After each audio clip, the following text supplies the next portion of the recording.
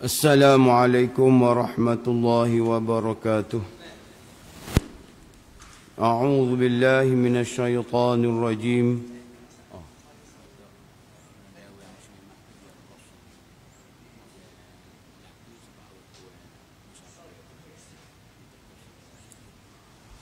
Pesanan daripada Tok Ime, ruang muslimat tu minta hak lelaki kosong sebab ada muslimat nak semaya dah. Ruangnya muslimat tu minta kosong, laki tu sebab muslimat nak semaya dah. Tubik duduk luar dah. Tubik luar.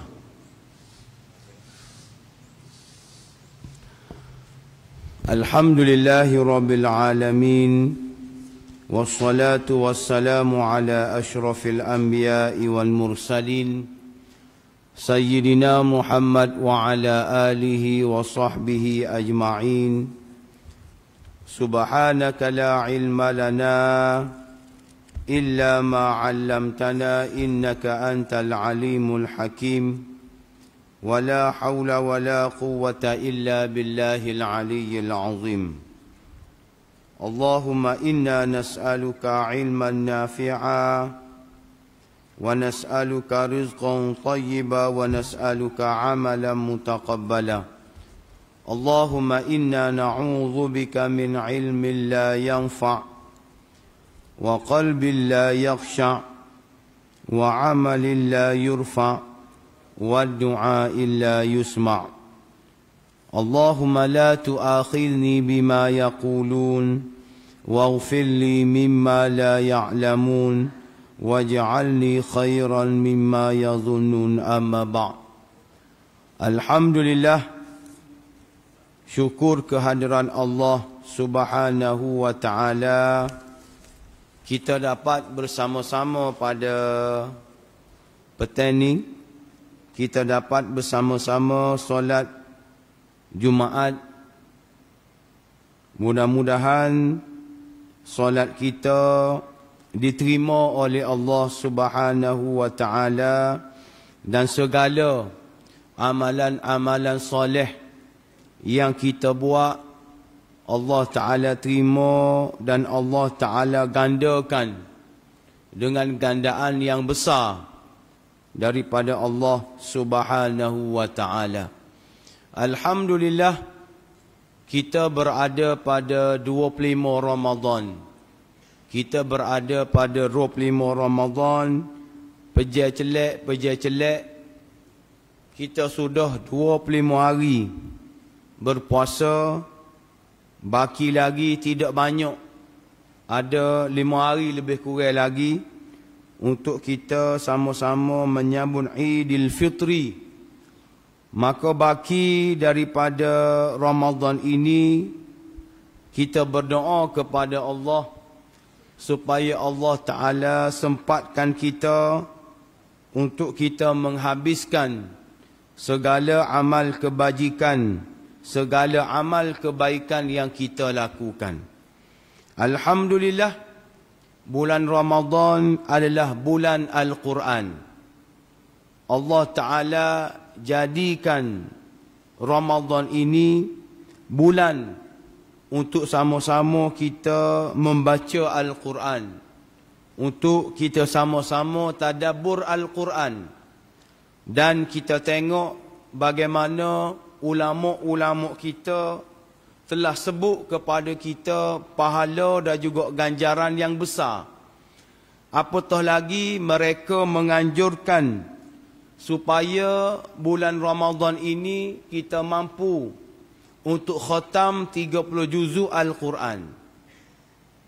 Hari ini 25 Ramadan, sepatutnya juzuk yang ke-25.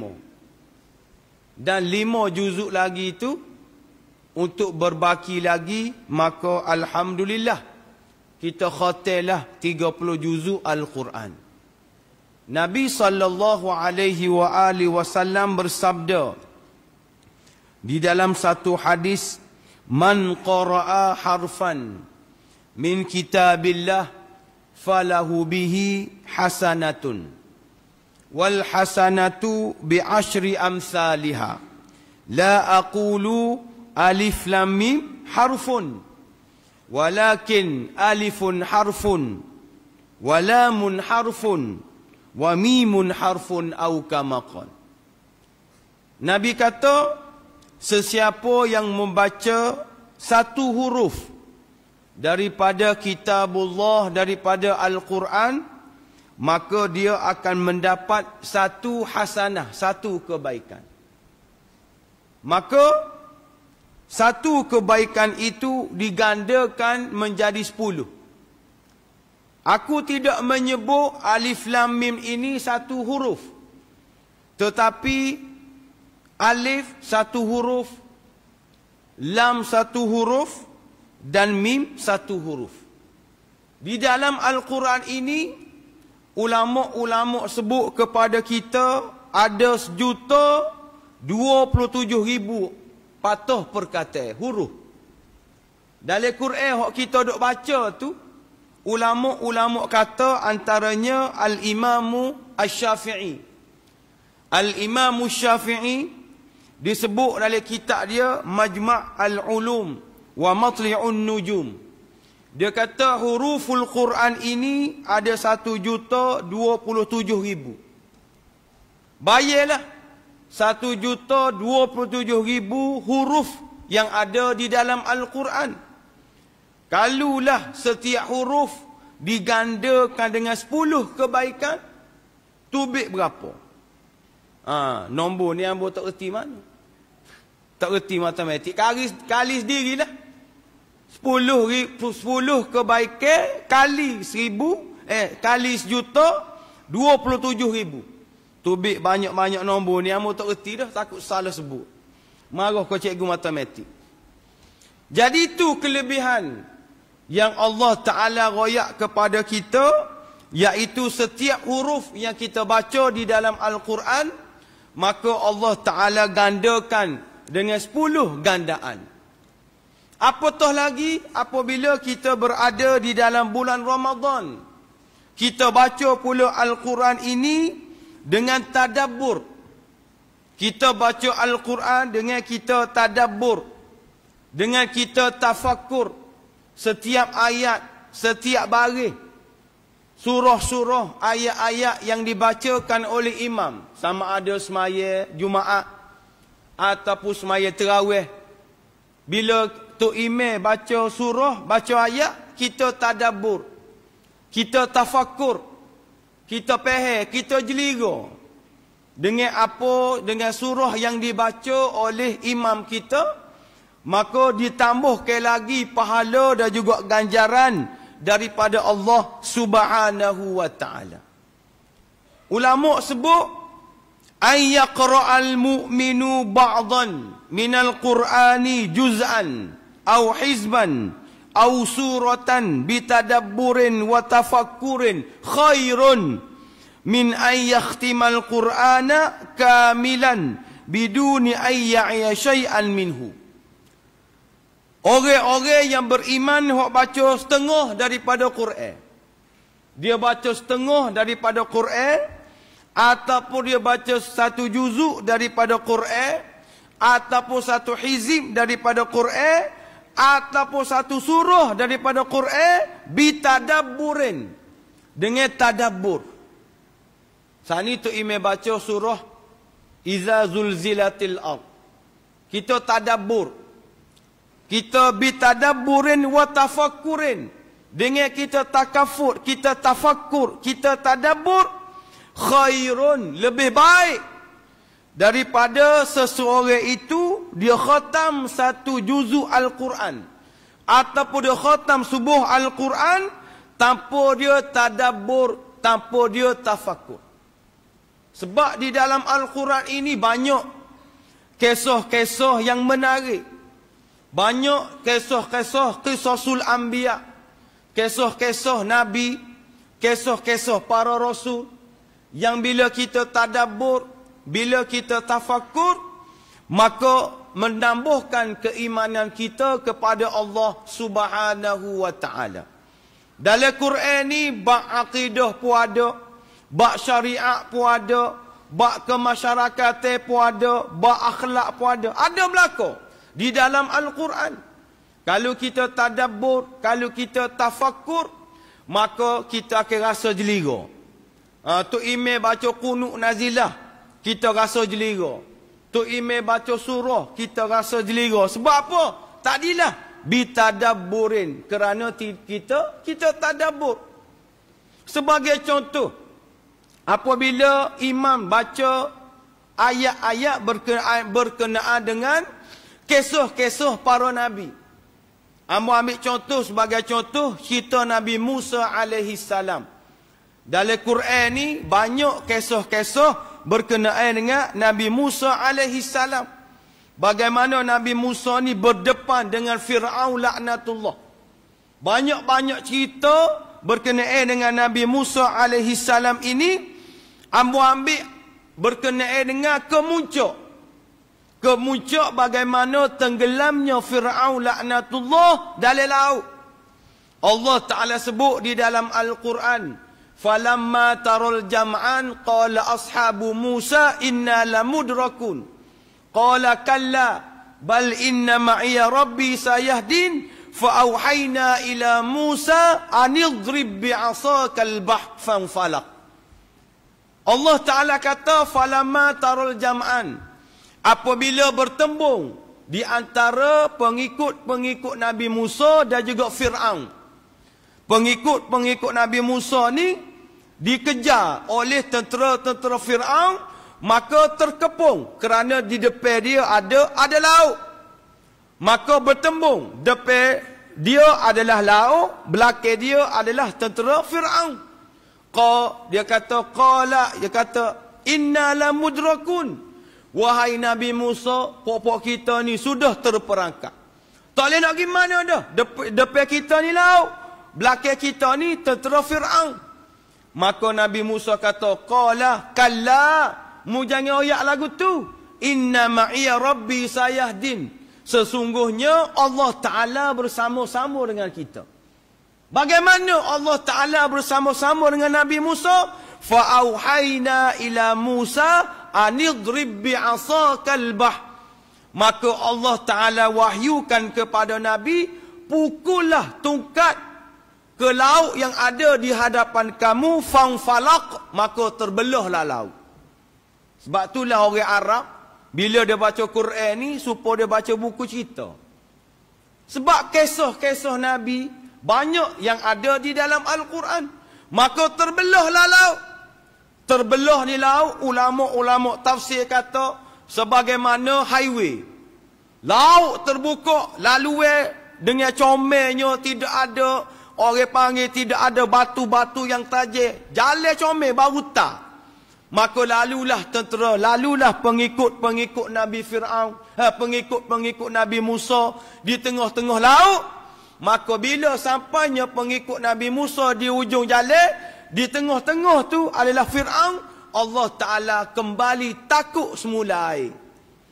Allah Ta'ala kata masa tu Fir'aun mengucap, Fir'aun kata amantu bi Rabbi Musa.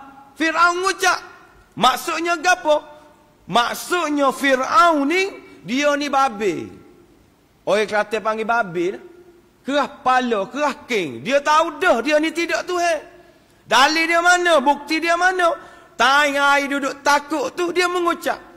Dah kalau mu ni handalnya sangat agak mengucap, awak gapo mu Tuhan? Dak. Akhir sekali Fir'aun ni mengucap juga. Tapi mengucap dia tidak diterima oleh Allah Subhanahu wa Ta'ala. Ni antara ayat-ayat berkenaan dengan kisah para nabi, supaya gapo? Supaya kita tadabbur, supaya kita tafakur dengan ayat-ayat apabila kita baca di dalam Al-Quran. Di dalam Al-Quran juga Allah Ta'ala sebut tentang Lailatul Qadr. Kita ni berada di 10 akhir Ramadan. Iza dakhala an-nabiy sallallahu alaihi wa alihi wasallam fil ashril awakhir. Apabila Nabi ni berada pada 10 akhir Ramadan, syadda mi'zarah wa ayqadha ahlah. Nabi memperketatkan pakaian dia. Aisyah radhiyallahu taala anha ni banyak meriwayatkan hadis daripada Nabi sallallahu alaihi wasallam berkenaan dengan apa yang dilakukan oleh Nabi.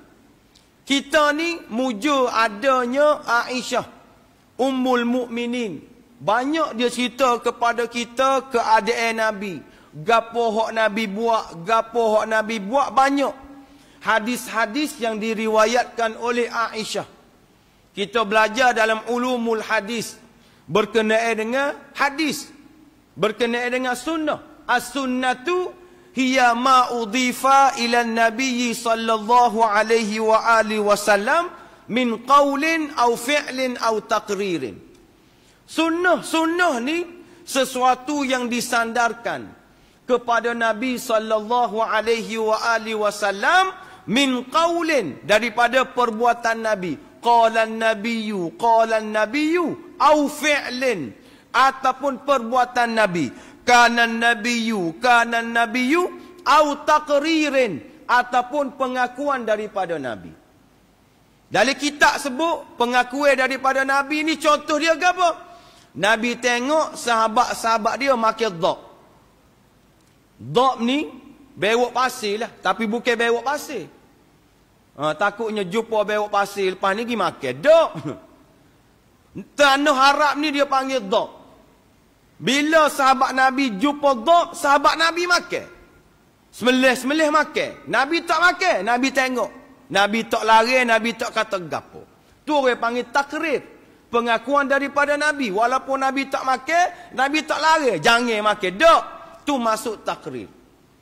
Jadi berkenaan dengan hadis ni, hadis fi'liyah. Hadis yang Nabi buat.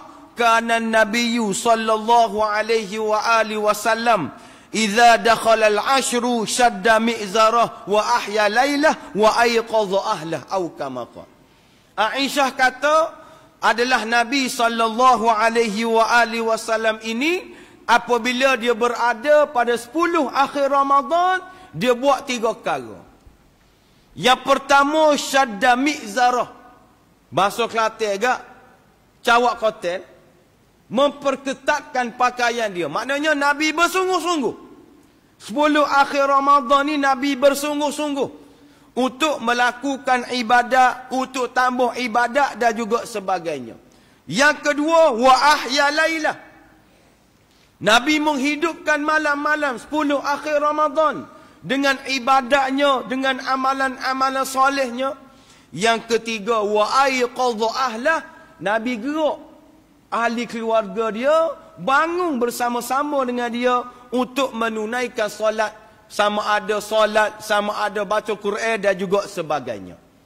3 perkara ni dilakukan oleh Nabi sallallahu alaihi wasallam.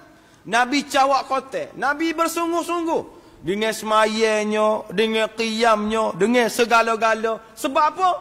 Sebab Nabi tahu 10 akhir Ramadan ini Allah Ta'ala janjikan kepada orang-orang yang beriman kepada Allah, iaitu Lailatul Qadar. Nabi ni lesim besar dah. Nabi ni lesim besar dah dia. Tapi kenapa dia bersungguh-sungguh? Siapa pecah tumit kaki? Aisyah tanya, wahai Rasulullah, kenapa kamu ni bangun semaya malam, bangun qiyamul lail, bangun buat ibadat, siapa pecah tumit kaki? Sedangkan mu ni Allah Ta'ala ampun dosa yang telah lalu dah akan datang. Aisyah kata, mu ni lesem besar dah, maksum dah. Bapa mu ni bangun semaya malam, baca Quran banyak, semaya pun banyak, siapa pecah kaki, pecah tumit kaki? Sedangkan mu ni Allah Ta'ala ampun dosa, mu ni maksum.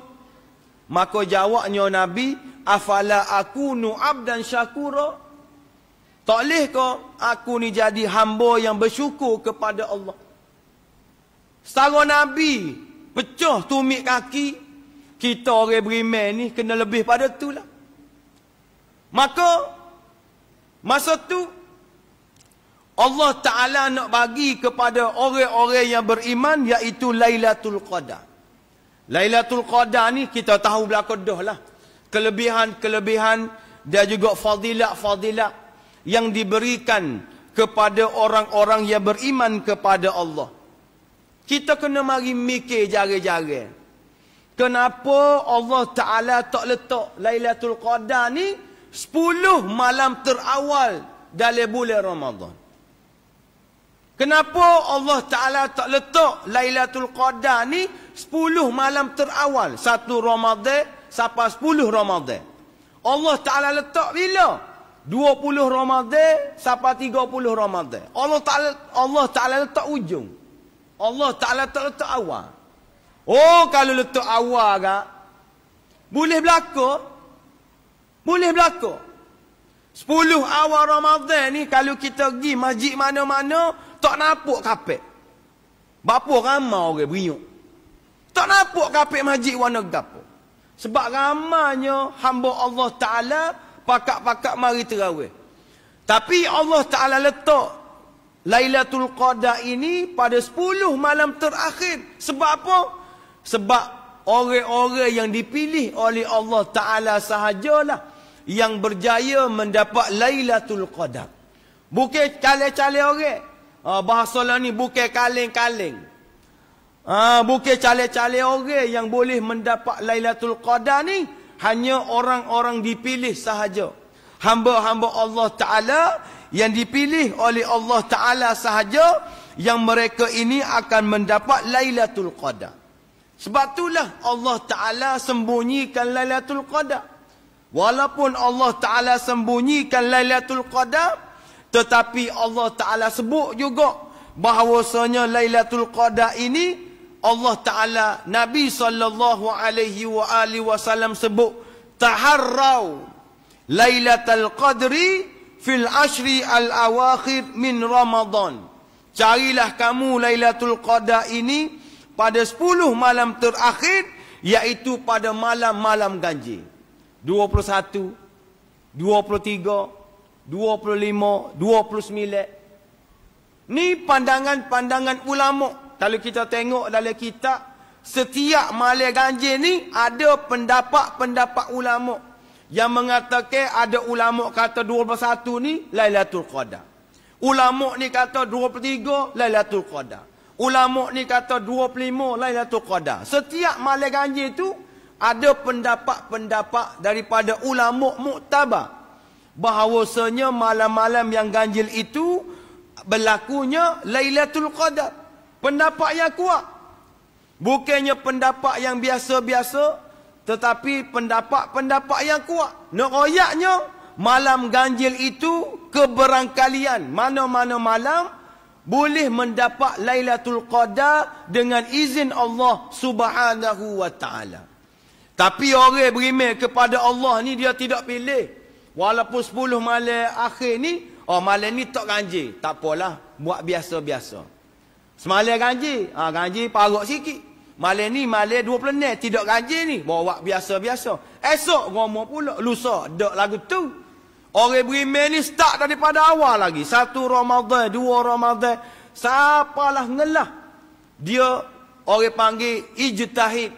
Dia bersungguh-sungguh untuk menambahkan amal ibadat dia kepada Allah Subhanahu wa Ta'ala.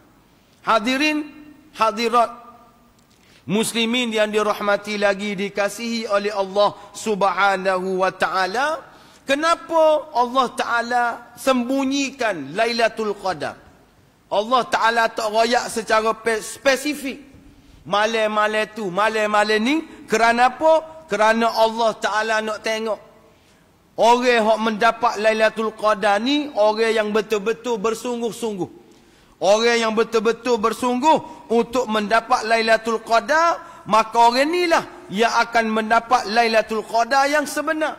Bukannya dia buat ibadat semata-mata dalam bulan Ramadan, semata-mata pada malam-malam tertentu, tak. Tetapi ke seluruh malam mereka bersungguh-sungguh dengan baca Qur'annya, dengan tadabburnya, dengan tafakurnya. Sebab itulah Allah Ta'ala sebut di dalam surah Al-Qadar tadi, inna anzalnahu fi lailatul qadri, sampai ila akhir ayat. Maka ayat ni menceritakan bagaimana kelebihan-kelebihan yang Allah Ta'ala berikan kepada orang-orang yang mendapat Lailatul Qadar. Antaranya yaitu amaluha wa siyamuha wa qiyamuha khairun min alfi syahrin. Bila dia mendapat Lailatul Qadar, amalan-amalan soleh dia, puasa dia, qiyam dia, segala-gala dilipat kali gandakan daripada Allah Ta'ala lebih daripada 1000 bulan. Allah Ta'ala bagi 1000 bulan ataupun Lailatul Qadar ini kepada umat Nabi Muhammad sallallahu alaihi wa alihi wasallam, kerana umur umat Nabi Muhammad ni Nabi sebut baina sittin wa sab'in, di antara 60 hingga 70 tahun. Tu umat Nabi Muhammad. Sebab itulah Allah Ta'ala gandakan, Allah Ta'ala bagi Lailatul Qadar. Tak sama dengan umat-umat yang terdahulu. Umur Nabi Nuh alaihi salam 1000 lebih. Umur dia 1000 tu, dia sedang berdakwah kepada pengikut-pengikut dia. 950 tahun. Dia berdakwah kepada pengikut dia, umur dia 1000. Lepas tu ditambah pula umur dia jadi 1000 lebih. Umur Nabi Nuh alaihi salam dan juga umat dia. Tapi umur umat Nabi Muhammad sallallahu alaihi wa alihi wasallam ni tak banyak. Sebab itulah Allah Ta'ala bagi Lailatul Qadar kepada umat Nabi Muhammad sallallahu alaihi wa alihi wasallam supaya kita rebut, supaya kita ambil, supaya kita orang panggil tomok untuk mendapatkan kelebihan yang ada pada Lailatul Qadar. Kelebihan-kelebihan ini akan dirasai oleh orang-orang yang beriman sahaja. Kita dah sebut Lailatul Qadar ni kelebihan dia 1000 bulan. Lailatul Qadar ni malaikat rahmat turun, Jibril turun, bagi rahmat, bagi barakat kepada kita. Benda lagu ni akan diikuti, akan diminati, akan rasa gerai bagi orang-orang yang dipilih oleh Allah Ta'ala. Orang yang tidak dipilih oleh Allah Ta'ala ni, dia tidak rasa apa-apa. Kita kata mati rasa. Koyaklah gua nama rima pun, kalau Allah Ta'ala mati ke rasa dia, dia tidak akan rasa nak ambil kelebihan tadi. Kerana rasa ni adalah benda yang Allah Ta'ala bagi kepada orang-orang yang dipilih oleh Allah Ta'ala. Apatah lagi bulan Ramadan ini, bulan yang penuh dengan cahaya, bulan yang penuh dengan fadilat, bulan yang penuh dengan kebaikan. Tetapi apabila diri dia ni sudah ditutupi, sudah dilitupi dengan perkara-perkara maksiat, dengan perkara-perkara buruk, bagaimana dia nak mendapatkan kelebihan tadi? Sebagai contoh, ada satu syair yang ditulis oleh Imam Syafi'i dalam kitab dia Diwan Imam Syafi'i. Imam Syafi'i ni dia tulis satu syair, banyak syair-syair dia ni. Ambil saja, iaitu Imam Syafi'i dia pernah tulis satu syair berbunyi syakautu ila waqi'in su'a hifzi fa arsyadani ila tarkil ma'asi wa akhbarani bi anna al-ilma nurun wa nurullahi la yuhda li'asi. Syakautu ila waqi', aku mengadu kepada tok guru aku, iaitu Imam Waqi'. Imam Waqi' ni tok guru kepada Imam Syafi'i. Mengadu kepada dia, su'a hifzi, payah nak mengapa. Imam Syafi'i kata kok tok guru dia, wahai Imam Waqi', aku ni payah mengapa. Payah mengapanya Imam Syafi'i ni tak sama dengan payah mengapa kita. Tu Imam Syafi'i ni payah mengapa dia, umur dia 8 tahun, dia sudah khatam Quran 30 juzuk dalam kepala dia. Payah mengapa dia pun, umur 8 tahun, sebutir Quran dalam kepala. Umur 10 tahun, dia sudah mengapa hadis yang dia belajar dengan tok guru dia, iaitu Imam Malik. Kitab Muwatta, tebal sikit pada Quran. Umur 10 tahun, hadis Imam Malik, kitab Muwatta ni ada dalam kepala dia. Ni payah ngapanya Imam Syafi'i. Tak serupa dengan kita. Pada amu payah ngapa ustaz, Imam Syafi'i pun tak ingat juga. Tak ada apalah.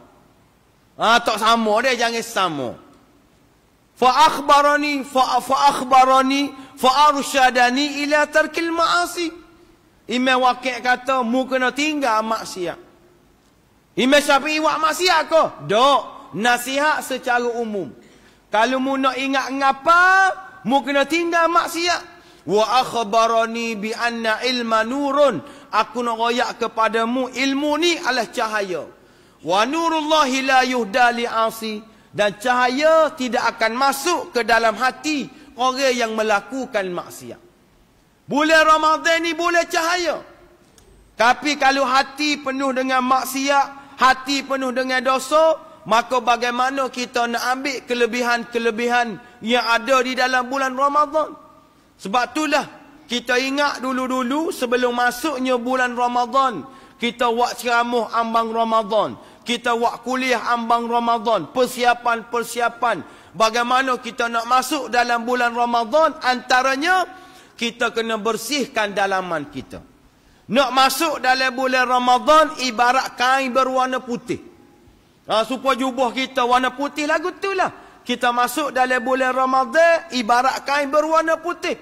Bila kain berwarna putih, kita masuk dalam bulan yang bersih, bulan yang mulia, maka seolah-olah supaya besi magnet. Besi beraning.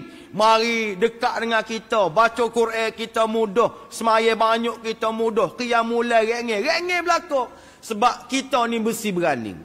Tapi kalau masuk dengan wal'iyazabillah, dengan hati yang kotor, dengan hati yang tak comel, maka Ramadan akan menjauhkan diri dia. Ramadan akan jauh dengan diri dia. Kerana apa? Kerana nak duduk dekat tak boleh.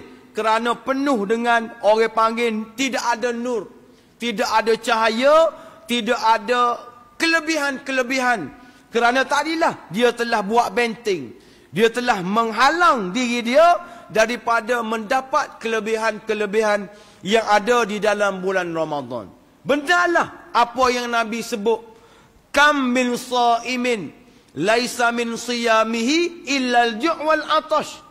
Berapa ramai di kalangan orang-orang yang berpuasa. Tetapi dua sahaja yang dapat daripada puasa dia. Yang pertama al-ju'. Yang pertama iaitu lapar. Yang kedua al-atash. Iaitu dahaga. Puasa dia daripada pagi sampai petang. Tapi tak ada gos satu. Bapa? Kerana dia telah melakukan perkara-perkara yang membatalkan pahala puasa. Kita buka dalam kitab fiqh. Ada perkara dia panggil mubtilat. Perkara-perkara yang membatalkan puasa. Makan dan juga minum dengan sengaja pada siang dalam bulan Ramadan, batal puasa. Tu dia panggil muftirat. Perkara-perkara yang membatalkan puasa.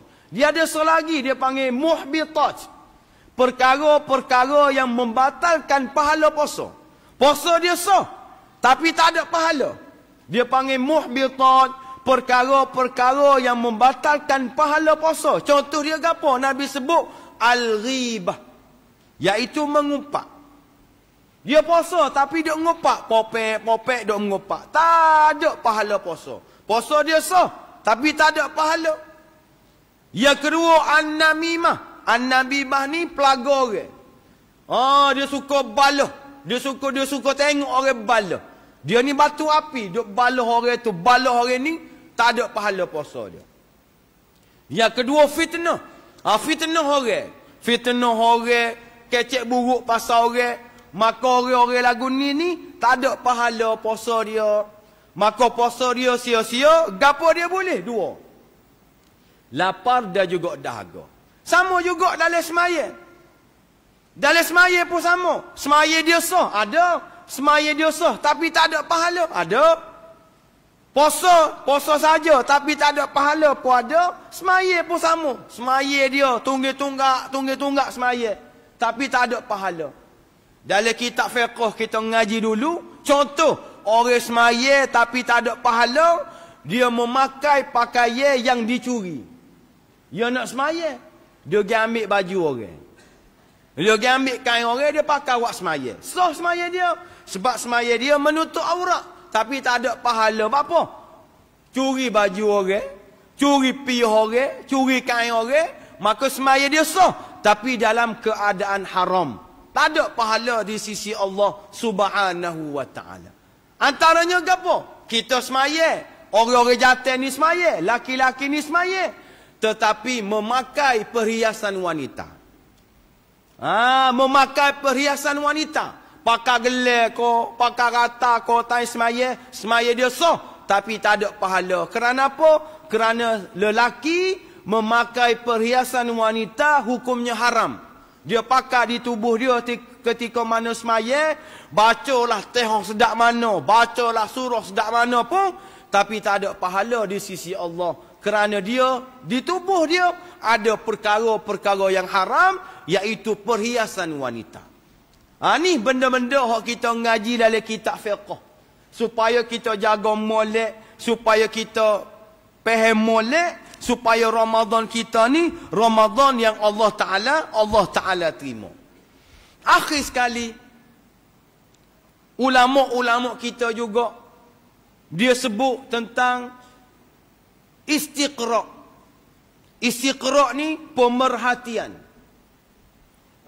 Pemerhatian daripada ulama-ulama kita tentang malam-malam berlakunya Lailatul Qadar. Antara ulama-ulama yang sebut, iaitu Al-Imamul Ghazali. Orang kita kenal belaka. Imam Ghazali ni ulama yang besar. Imam Ghazali sebut dalam kitab dia, dan tulisan Imam Ghazali ni diambil oleh pengarang kitab I'anah At-Talibin Al-Malibari. Kita ngaji pondok, kita tahulah kitab syarah kepada Fathul Mu'in. Syarah kepada Fathul Mu'in ini nama I'anah At-Talibin. Jadi penulis I'anah At-Talibin Al-Malibari Ad-Dumyati, dia orang Mesir, duduk di Dumyat, dia nakal, dia bawa kata-kata daripada Imam Syafi'i. Imam Ghazali. Imam Ghazali kata, kita nak tahu bilakah berlakunya Lailatul Qadar ini, iaitu apa dia? Boleh diketahui daripada hari awal Ramadan pada tahun puasa yang berkenaan itu. Nak tahu bilakah berlakunya Lailatul Qadar, tengok hari pertama puasa tu hari gapo. Ini disebut oleh Al-Imamul Ghazali. Dinaqalkan daripada kitab I'anah At-Talibin. Dia kata sini, maka malam dia kata adalah hari itu jatuh hari Ahad ataupun hari Rabu. Awal Ramadan ni hari Ahad ataupun hari Rabu, maka malam Lailatul Qadarnya pada malam 29. Kalau ianya hari Isnin, maka malam Lailatul Qadarnya adalah malam 21. Kalaulah hari awalnya adalah hari Selasa ataupun hari Jumaat, maka malam Lailatul Qadarnya pada malam 27. Kalau ianya hari Khamis, maka ianya berlaku pada malam 25 Ramadan. Kalau awalnya adalah hari Sabtu, maka malam Lailatul Qadarnya itu pada malam 23. Ni istiqra', penelitian dan kajian daripada Al-Imamul Ghazali. Katanya Syekh Abu Hasan Asy-Syadzili, dia kata semenjak aku baligh, mencapai umur baligh, aku tidak pernah terluput daripada mendapat malam Lailatul Qadar dengan memakai kaedah ini. Ini kaedah yang disebut, yang ditulis oleh Al-Imamul Ghazali. Kalau awal Ramadan hari Ahad ataupun hari Rabu, Lailatul Qadar malam 29. Kalau hari Isnin, malam 21. Kalau hari Selasa ataupun hari Jumaat, malam 27. Kalau hari Khamis, malam 25. Kalau hari Sabtu, malam 23. Ni istiqra', wallahu alam. Betul ataupun salah, tapi ini pandangan ulama'. Pandangan ulama' pun kita kena ambil berat juga. Bukannya orang awam supaya kita. Lebih-lebih lagi, royak ni, Al-Imamul Ghazali, orang yang hebat dalam bidang fiqh, dalam bidang tasawuf dan bidang-bidang yang lain. Maka apa yang penting itu sebagai makluman kepada kita. Tapi ikut mana-mana pun, kita ni orang yang beriman kepada Allah, kita ambil belakang. Tak kira ganjil ke, tak ganjil ke, kita tetap istiqamah di rumah Allah. Kita tetap berada di sini. Kita lipat kali gandakan amalan kita. Lipat kali gandakan, orang panggil amalan-amalan soleh kita. Tidak lain tidak bukan, kalau tidak Lailatul Qadar, kita boleh pahala. Baca Quran, sehuruf, boleh 10 kebaikan. Walaupun tidak Lailatul Qadar pun, ganjaran-ganjaran hak lain pun kita boleh. Ganjaran-ganjaran hak lain pun sedang menunggu kita, sedang menanti kita. Dan insya-Allah mudah-mudahan kita minta doa dengan Allah Ta'ala, kita bersungguh-sungguh. Allah Ta'ala bagi semangat kepada kita supaya kita bersungguh-sungguh. Allah Ta'ala buka hati kita supaya kita lebih lagi bersungguh-sungguh. Buat amalan-amalan soleh, baca Qurannya, ihya malamnya dan juga sebagainya. Mudah-mudahan Allah Ta'ala matikan kita dalam keadaan kita beriman kepada Allah. Allah Ta'ala matikan kita dengan kita buat bekalan yang banyak menuju berjumpa dengan Allah Subhanahu wa Ta'ala. Cukup sakat tu dulu. Mudah-mudahan Allah Ta'ala berkati pertemuan kita. Allah Ta'ala merahmati pengajian kita. Mudah-mudahan Allah Ta'ala bagi rahmat berkat kepada kita semua. Aqulu qali hadza astaghfirullahal azim li wa lakum. Wassalamualaikum warahmatullahi wabarakatuh. أعوذ بالله من الشيطان الرجيم بسم الله الرحمن الرحيم الحمد لله رب العالمين والصلاة والسلام على أشرف الأنبياء والمرسلين سيدنا محمد وعلى آله وصحبه أجمعين اللهم اختم لنا بحسن الخاتمة ولا تختم علينا بسوء الخاتمة اللهم إنا نسألك رضاك والجنة ونعوذ بك من سخطك والنار اللهم إنك عفو كريم تحب العفو فاعف عنا ربنا آتنا في الدنيا حسنة وفي الآخرة حسنة وقنا عذاب النار وصلى الله على سيدنا محمد وعلى آله وصحبه وبارك وسلم وآخر دعوانا أن الحمد لله رب العالمين.